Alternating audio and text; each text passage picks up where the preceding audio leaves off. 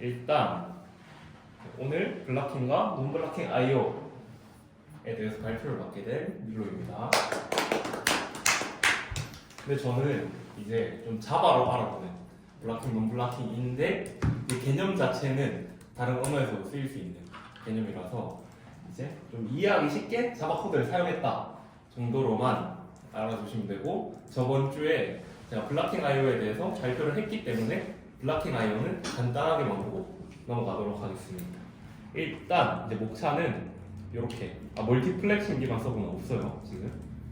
그래서 블락킹 IO와 논블락킹 IO에 대해서 알아봅시다.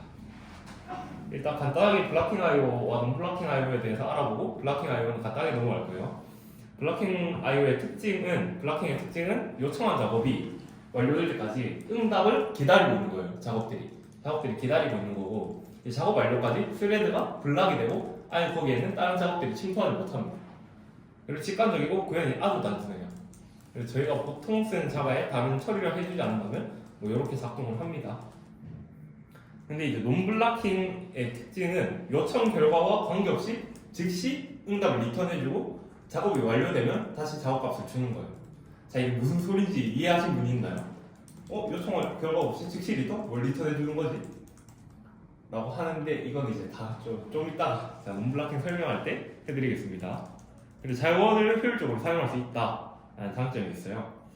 그래서 비교는 이제 이때까지 했던 얘기고, 이제 예시는 제가 또 좀 이따가 다시 들어드리겠습니다. 그래서 이제 블락킹 IO에 대해서 간단하게 넘어갈게요. 저는 블락킹 IO를 설명하기 위해서 약간 배드 프랙티스와 그 베스트 프랙티스를 두고 그 예전에 사용했던 방식과 뭐 현재 사용하고 있는 방식을 대해서 설명을 해드리려고 해요. 그래서 블락킹 IO 서버의 뭐 방식은 저는 크게 세 가지로 묶었는데, 첫 번째는 단순 블락킹 서버, 두 번째는 스레드 기반 블락킹 서버, 세 번째는 스레드 풀 기반 서버, 이렇게 세 가지가 있습니다. 첫 번째로는 단순 블락킹 서버예요. 이거는 모든 요청을 한 메인 스레드에서만 처리를 하는 구조입니다. 그래서 클라이언트 1이 있고 클라이언트 2가 있고 클라이언트 3가 있어서 여기에 막 요청을 때리면, 연결을 하면은 이제 클라이언트 1이 먼저 요청을 했다 하면 클라이언트 1만 이 메인 스레드랑 연결이 돼 있고, 클라이언트 2가 요청을 하면은 얘가 요청을 아무리 보내도 이 가지 않아요. 얘랑 연결이 되지 않아요. 그래서 제가 저번에 그 자바 코드를 보여드렸었죠. 예시를 터미널 열어서 보여드렸었는데, 이제 클라이언트 1 연결을 하고 막 뭐 제가 저번에 대문자로 변환하는 그런 코드를 썼었는데, 클라이언트 1 연결하고 메인 스레드에 해서 작업을 하면 잘 되고, 이 연결 상태가 유지되는 상태에서 클라이언트 2나 3이 뭐 연결 요청을 해서 막 작업을 시도하면은 클라이언트 1이 종료가 되고 나서 나머지 것들이 차례로 실행이 됩니다. 네, 요런 게 있었고요. 근데 이거는 이제 너무나도 비효율적이겠죠, 누가 봐도.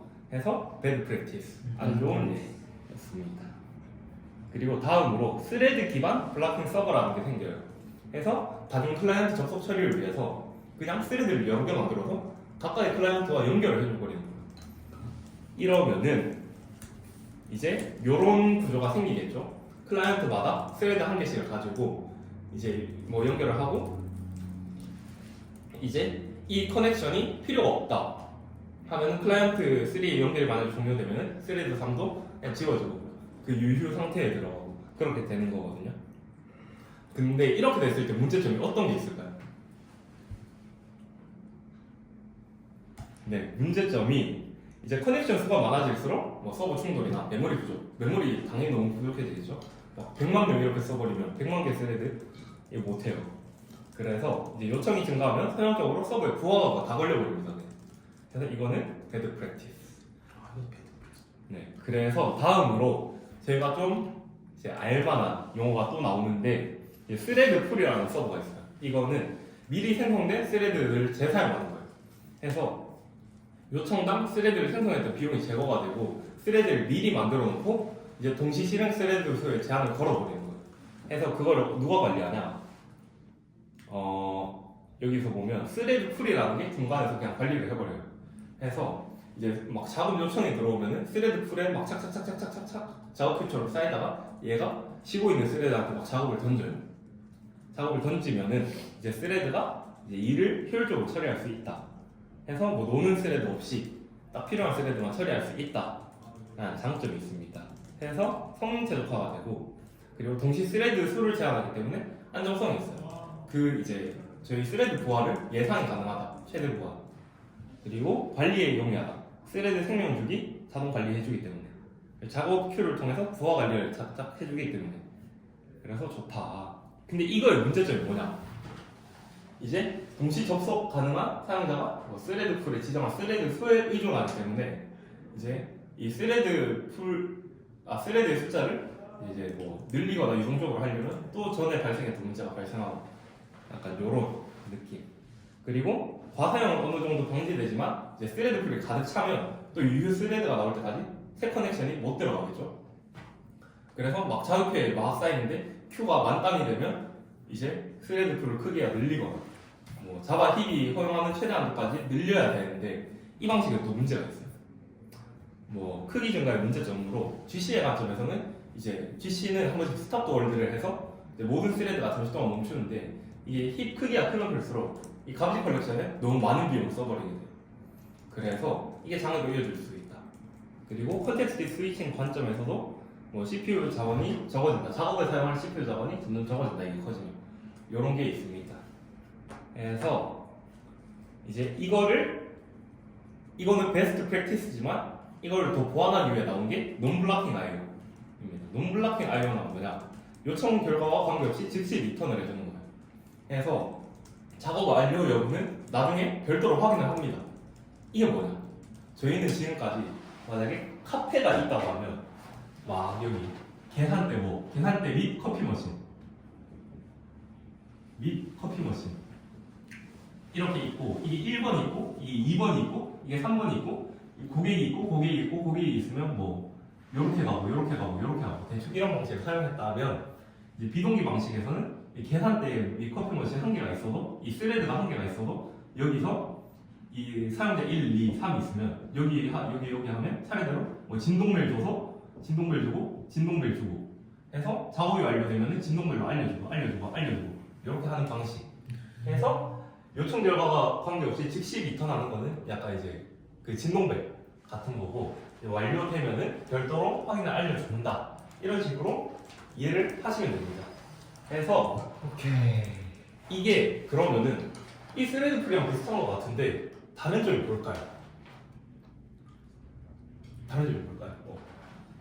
이제 스레드 풀로 기반으로 하는 블락킹 IO의 특징은 이제 스레드가 뭐 효율적으로 이렇게 일을 할 수 있겠지만 이제 스레드 풀에서 한 작업을 넘겨주면 얘는 그 한 작업이 끝나고 나서야 다른 작업을 받을 수 있어요. 근데 논블락킹 IO는 작업이 오는데도 다 받아버리고 이 안에 또 작업 큐가 있어요. 해서 만약에 여기 작업 1이 있는데 작업 1이 DB에 갔다 와야 돼요. 그럼 DB에 갔다 오는 동안 스레드는 또 놀겠죠. 근데 그 갔다 오는 동안 작업 2를 그냥 처리할 거예요. 또 처리하다가 얘가 오면은 작업 1을 완료해버리고 약간 이렇게 여러 작업을 처리할 수 있다. 그런 느낌이죠. 약간 카프카 그런 느낌인가요?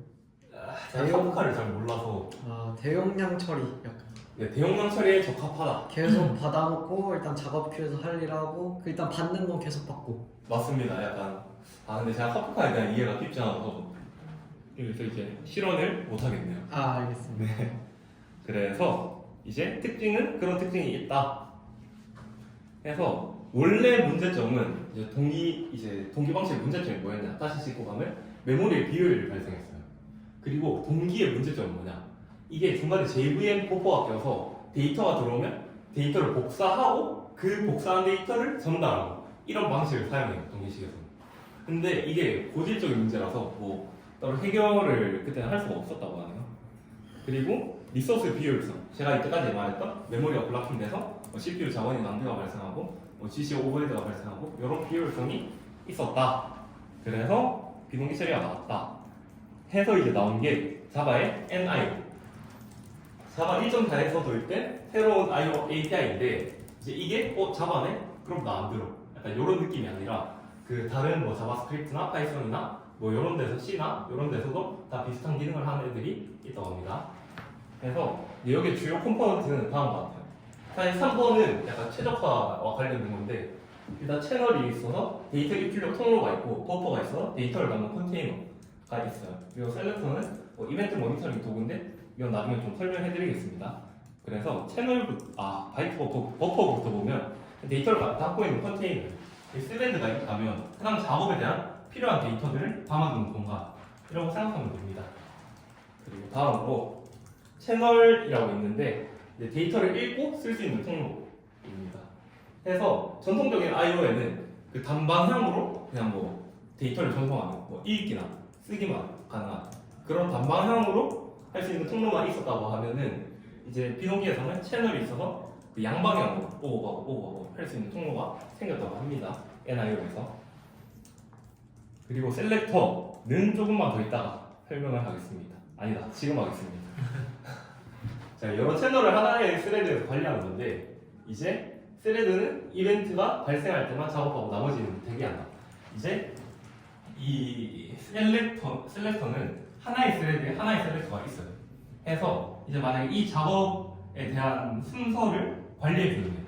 뭐 어떤 작업 먼저 하고 어떤 작업 먼저 하고 이 작업 다 되면은 뭐 이 작업 완료됐다고 다시 보내주고 약간 이런 거를 관리하는 데가 셀렉터예요. 그래서 이제 이벤트를 기다리고 관리한다. 그리고 그 여기에서 발생하는 이벤트는 세 가지가 있어요. 연결 요청, 데이터 읽기, 데이터 쓰기. 이벤트 이렇게 세 개로 분리해서 처리합니다. 이렇게요. 그래서 이제 여기서도 제가 배드 프랙티스와 베스트 프랙티스를 나눠서 만들어 봤습니다. 그래서 이게 셀렉터 방식이 아니라 풀링 방식도 있어요. 풀링 방식도 있는데 풀링 방식 제가 코드를 설명해 드리려고 왔는데 그냥 이것만 보시면 됩니다. 연결된 소켓들을 다 승인하면서 데이터를 체크합니다. 그래서 풀링 방식이 뭐냐? 이게 이제 막 이 작업들이 이렇게 작업들이 뭐 하나의 스레드가 있고 이렇게 들어가서 이제 이 작업을 받아오길 기다려야 돼. 그러면 얘가 그냥 작업 1, 2, 3이 계속 언제 돼? 우리 언제 돼? 이렇게 하면서 계속 작업 완료를 확인하는 방식이에요. 이거 당연히 비효율적이겠죠? 왜냐면 소켓들이 계속 물어보고 그만큼 트래픽이 생기니까. 그래서 계속된 풀링으로 인해서 CPU 자원이 낭비가 된다. 그리고 소켓 증가에 따라서 성능이 저하된다. 비효율적인 리소스가 사용된다 라고 해서 이 방식은 배드 프랙티스. Bad practice. 이제 마지막으로 베스트 프랙티스가 남았는데 셀렉터를 사용한 방법이에요. 그래서 이 작업 1, 작업 2, 작업 3은 이제 클라이언트 1, 2, 3은 작업을 보내놓고 그냥 아예 신경을 안 써요. 그 진동벨 받고 그냥 저희는 놀아버려요. 진동벨 받고 놀고 있으면 여기 셀렉터가 작업이 완료되면 진동벨을 올려서 너 작업 완료됐어 받아가 하면서 그냥 던져줍니다. 이렇게 하면 굉장히 편하겠죠? 그래서 이벤트 기반 처리가 가능하다. 이벤트 기반 처리라는 게 그 말이에요. 작업이 완료되면 그냥 이벤트 던지고 이벤트 받아서 처리하고 약간 이런 느낌. 그래서 이렇게 되면 효율적인 리소스 사용이 가능하겠죠? 그리고 높은 확장성도 가질 수 있을 겁니다. 커스텀을 할 수 있으니까. 네, 해서 이걸 한 개씩 보면은 리소스 효율성. 적은 스레드로 이제 원래는 스레드 풀 기반에서는 이제 스레드 수에 따라 뭐 작업을 한 개씩 할당할 수 있었으면 여기는 한 개의 스레드마다 여러 작업을 할당할 수 있다. 그래서 메모리 사용량이 최적화가 된다. 그리고 CPU 자원이 노는 데가 많이 없어진다. 이런 느낌이고 높은 성능 이것도 뭐 비슷한 얘기인데 이벤트 기반 처리로 이제 대기 시간이 최소화된다. 뭐 데이터 주고 받아오고 이때 기다리는 시간이 적어진다. 그래서 비동기로 I/O 처리가 가능하다. 그리고 대량의 동시 연결 처리가 가능하다. 뭐 이렇게 대량의 동시 연결 처리가 하나의 스레드에서 가능하다. 하나의 스레드는 아니겠죠. 또 스레드풀로 많은 뭐 스레드를 만들어서 그 각각의 스레드마다 이렇게 논블락킹으로 처리하면 되겠죠. 그래서 그리고 확장성, 새로운 연결 추가가 용이하고 시스템 리소스에 따른 유연한 확장이 가능하다. 이렇게 되겠죠. 해서 제가 생각한 이제 베스트 프랙티스는 이제 중간에 스레드풀을 두고 거기서 이제 스레드에 대한 작업을 관리하고 그리고 각각의 스레드를 논블락킹 I/O로 만들어서 여러 개의 또 작업을 처리할 수 있게 하는 그게 베스트 프랙티스가 아닌가 라고 생각이 듭니다. 그래서 저의 발표는 여기까지 마치겠습니다. 감사합니다.